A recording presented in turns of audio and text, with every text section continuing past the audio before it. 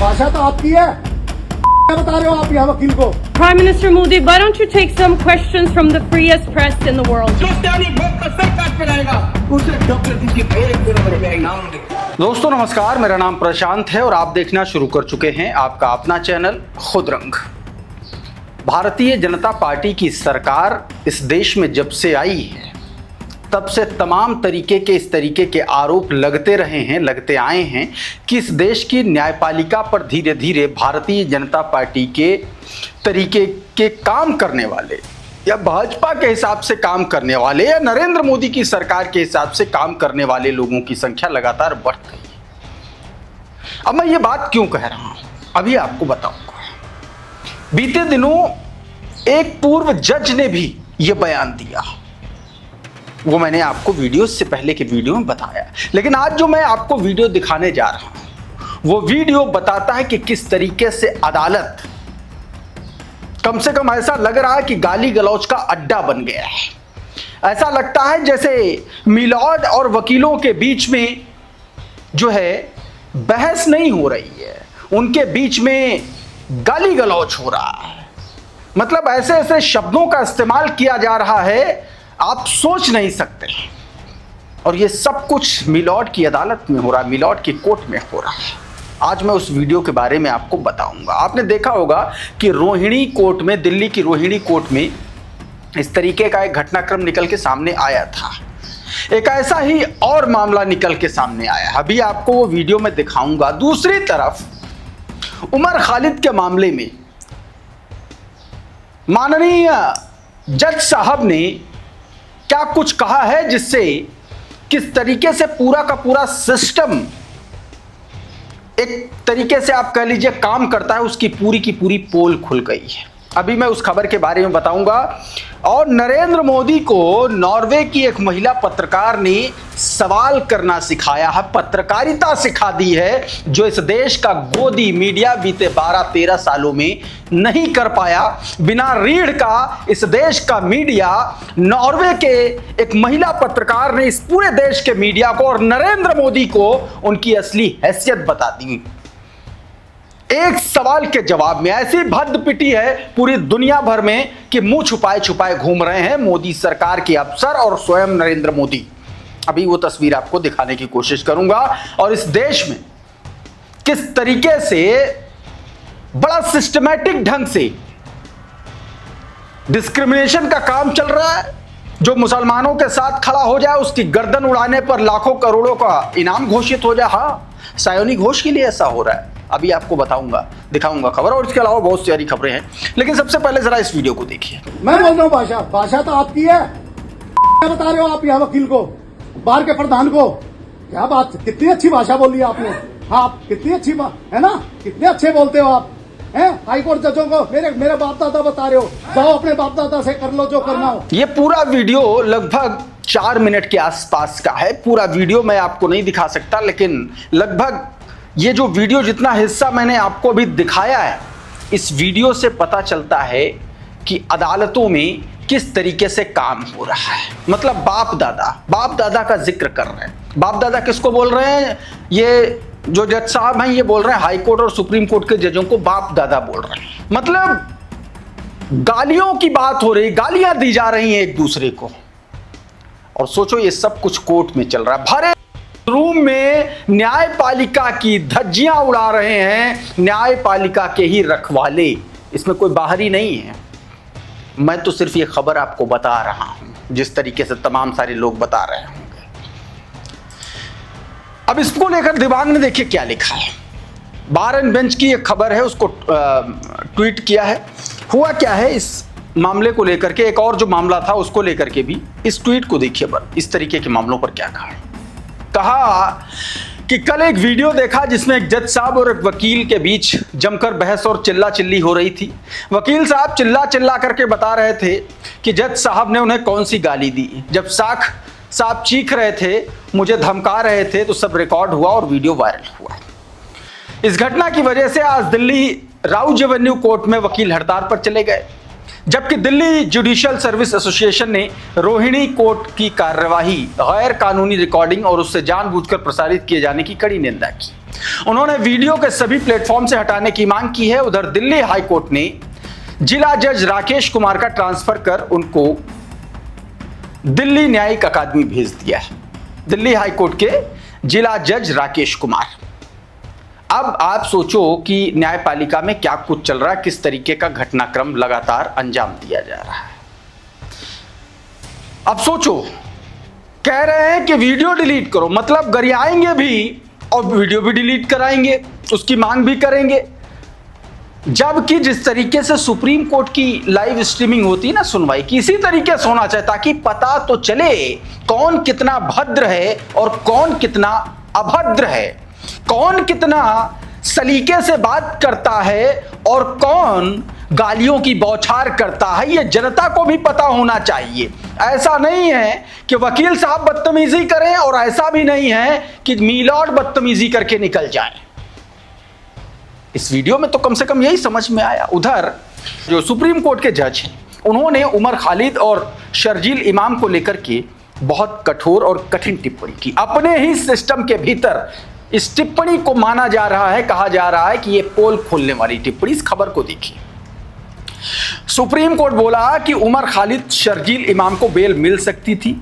दिल्ली दंगा मामले में अपने फैसले पर आपत्ति जताई, कहा जमानत अधिकार जेल अपवाद। यह सुप्रीम कोर्ट ने कहा है।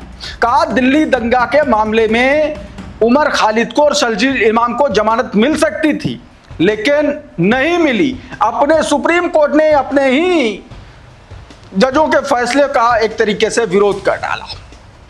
आवेश तिवारी लिख रहे हैं, दोनों जजों की तस्वीर आपकी स्क्रीन पर है। इन दोनों जजों की ये टिप्पणी आई है शर्जील इमाम और उमर खालिद को लेकर के। ये बीते दिन की खबर जो मैं अभी आपको बता रहा हूं, क्योंकि दोनों एक दूसरे से जुड़ी हुई खबरें हैं, इसलिए।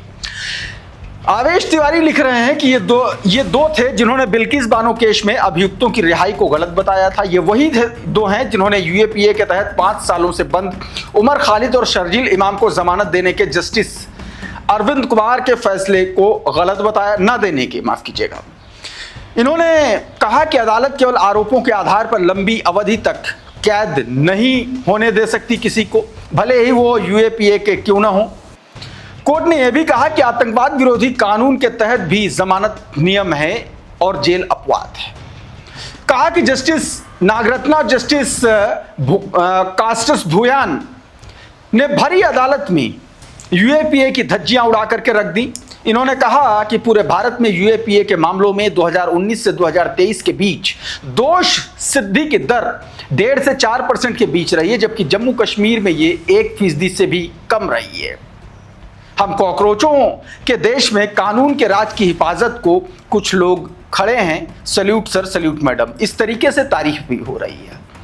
और अब एक तस्वीर दिखाता हूं अंतरराष्ट्रीय बेइज्जती की। नरेंद्र मोदी से किस तरीके से वर्ल्ड प्रेस फ्रीडम इंडेक्स में नंबर 1 नॉर्वे, उसकी महिला पत्रकार ने नरेंद्र मोदी से सवाल पूछने की हिम्मत की और नरेंद्र मोदी भाग खड़े हुए। 2 मिनट फिर टिके नहीं, भागे हैं। कहा जा रहा कि लिफ्ट लेकर के भागे। देखिए जरा। Prime Minister Modi, why don't you take some questions from the freest press in the world? ये हाथ मिला रहे थे, ये खुद उस पत्रकार ने वीडियो जारी किया। Why don't you take some questions from the freest press in the world? सीधे सीधे कहा कि आप क्वेश्चन क्यों नहीं ले रहे हैं प्रेस से, पत्रकारों से आप सवाल क्यों नहीं ले रहे हैं, ये कहा गया है। और ये ट्वीट किया, देखिए जरा आपकी स्क्रीन पर। कहा कि भारत के प्रधानमंत्री नरेंद्र मोदी ने मेरा सवाल नहीं लिया और अगर सच कहूं तो मुझे इसकी उम्मीद भी नहीं थी। Norway world press freedom index में पहले स्थान पर है, जबकि इंडिया 197वें स्थान पर है, जहां उसकी तुलना पैलेस्टाइन और यूनाइटेड अरब अमीरात और क्यूबा जैसे देशों से की जा रही है। सत्ता से सवाल करना हमारा काम है, खासकर उन सरकारों से जिसके साथ हम सहयोग करते हैं। यह बात दोस्तों सीधे तौर पर उन्होंने कही। इसी को लेकर के देखें न्यूज़ 24 ने क्या लिखा है। लिखा कि मैंने कभी नहीं सोचा था कि मुझे ये लिखना पड़ेगा। मैं किसी भी तरह से कोई विदेशी जासूस नहीं हूं जिसे किसी विदेशी सरकार ने भेजा हो। मेरा काम पत्रकारिता है और अभी मुख्य रूप से मैं नॉर्वे में काम कर रही हूं। ये सीधे तौर पर वो पत्रकार बता रही है, लिख रही है। राहुल गांधी ने उनके इस सवाल को भी कोट किया। आपकी स्क्रीन पर देखिए राहुल गांधी का ट्वीट। बताया कि when there is nothing to hide there is nothing to fear. What happened to India's image when the world sees a compromised PM panic and run from a few questions? बहुत तगड़ा एक तरीके से राहुल गांधी ने सवाल कर दिया, कहा कि जब छुपाने के लिए कुछ नहीं होता तो डरने की कोई वजह नहीं होती है। लेकिन किसी भी सार्वजनिक कार्यक्रम में अगर प्रधानमंत्री सवाल नहीं लेते हैं तो उसके पीछे कई कारण हो सकते हैं। समय की कमी, पूर्व निर्धारित प्रोटोकॉल, कूटनीतिक प्राथमिकताएं, एक तरीके से यह जानकारी दोस्तों निकल के सामने है। लेकिन राहुल गांधी ने सीधे तौर पर कॉम्प्रोमाइज पीएम कह दिया है। यह अपने आप में बड़ी बात है दोस्तों। उधर एक और ट्वीट इसी बयान को लेकर के, इसी मामले को लेकर के देखिए जरा, जुबैर क्या लिख रहे हैं। लिख रहा है कि खीखी ही प्रमुख, मतलब नरेंद्र मोदी जहां जाते हैं हंसने लगते हैं ना, गले से लिपट जाते हैं, चिपक जाते हैं टाइप से, ये डिप्लोमेसी है नरेंद्र मोदी की। तो उसी को कहा कि प्रमुख जी पता नहीं क्या सोच करके दुनिया के सबसे ज्यादा प्रेस फ्रीडम वाले देश में चले गए। पत्रकार सवाल पूछने दौड़े तो साहब को लिफ्ट में दुबकना पड़ा और प्रमुख जी के साथ गए पत्रकार भी कोई ज्यादा भाव नहीं दे रहा। मानवाधिकार पर सवाल पूछा जा रहा है और सरकारी अधिकारी कोविड के किस्से सुनाने में लग रहे हैं। पता नहीं गौतम अडानी भैया का ऐसा कौन कौन सा प्रोजेक्ट अटक गया जो बेचारे प्रमुख साहब को इस उम्र में इतनी बेइज्जती झेलनी पड़ रही है। सीधे तौर पर यह बात कही गई है। अब जरा छोटा सा हिस्सा मैं आपको सुनवाना चाह रहा हूं कि किस तरीके से वहां पत्रकारों ने सवाल किया और किस तरीके से हमारे देश के जो नेतागण गए थे, जो अधिकारी गए थे, वो कैसे पत्रकारों पर रौब जमाने की वहां पर भी कोशिश कर रहे थे। लेकिन नॉर्वे था, भारत के पत्रकार नहीं थे, वो टिके रहे। सुनिए जरा, छोटा सा हिस्सा सुनिए। Promise that you will try to stop the human rights violations that goes on in your country. And also, will the Prime Minister start taking critical questions from the Indian press at some point in the future? सीधे सीधे कहा गया। ये रणधीर जायसवाल हैं, विदेश मंत्रालय एक तरीके से उसके प्रवक्ता हैं। ये नॉर्वे में प्रेस कॉन्फ्रेंस जो हो रही थी, वहां पर प्रेस कॉन्फ्रेंस चल रही थी और पत्रकार यह कहेगा क्यों हम आप पर ट्रस्ट करें जहां पर आप हर दिन मानवाधिकार की धज्जियां उड़ा रहे हैं। ये बात पूछ दी गई है। एक और बहस का वीडियो निकल के सामने आया, उसको भी देखिए जरा, छोटा सा हिस्सा। Let me finish my question. Let me finish my answer to the question. You ask me a question. You ask me a question. You ask me a question. Let me answer. मतलब आप समझिए कि जवाब देते नहीं बना है। अनिल यादव लिख रहे हैं कि भारत के पत्रकारों को धमकाने, नौकरी से निकलवाने की आदत पड़ी हुई है। भूल गए कि नॉर्वे की फ्री प्रेस इंडेक्स में टॉप पर है। महामानव भूल कर नॉर्वे नहीं जाएंगे बची उम्र में, ये बात कही जा रही है। उधर बंगाल में किस तरीके से जिस मानवाधिकार की धज्जियां उड़ाने की बात चल रही वही सामने आ गया।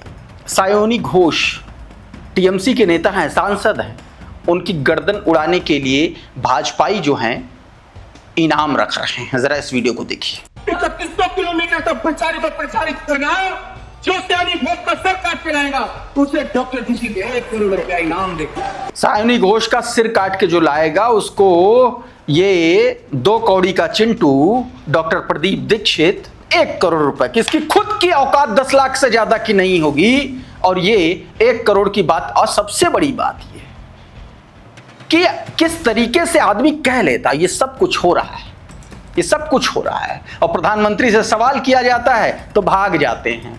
नरेंद्र मोदी के नेता क्या कर रहे हैं? नाटक, नौटंकी जो नरेंद्र मोदी भी करते आते हैं। अभिनय उसको सभ्य भाषा में कहा जाता है। तो अभिनय भाजपा की नेता और पूर्व अभिनेत्री भी कर रही हैं।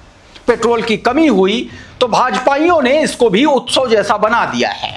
अब वो ऑटो रिक्शा से जाते हैं लेकिन हूटर जरूर लगा रहेगा, ठसक में कमी नहीं होनी चाहिए। ये हेमा मालिनी हैं और भारतीय जनता पार्टी के नेता हैं। बेशर्म हंसी है और निर्लज्जता का पूरा प्रदर्शन है। इस वीडियो को देखिए जरा, देख लीजिए, हंस रहे हैं। ऑटो मतलब बिना सायरन के नहीं चल पाएंगे, बिना हूटर के कैसे चलेंगे? नेताजी जा रहे हैं, इनको तब जान का खतरा, इनको तब प्रोटोकॉल की चिंता नहीं रहती जब नाक रगड़ते हुए जाते हैं वोट मांगने। और अब ये हूटर उस पर भी लगाएंगे। ये देखिए, ये बलदेव मथुरा के विधायक हैं। तो दोस्तों, इस तरीके से भाजपाई पूरे देश को बेवकूफ बना रहे हैं और पूरा देश बेवकूफ बन रहा है, लेकिन दुनिया नहीं बन रही है। दुनिया घेर ले रही है, सवाल कर रही नरेंद्र मोदी को भागना पड़ रहा है। इस वीडियो में इतना ही। बहुत बहुत शुक्रिया, बहुत बहुत धन्यवाद। आप जुड़े रहिए आपके अपने चैनल खुदरंग के साथ। नमस्कार।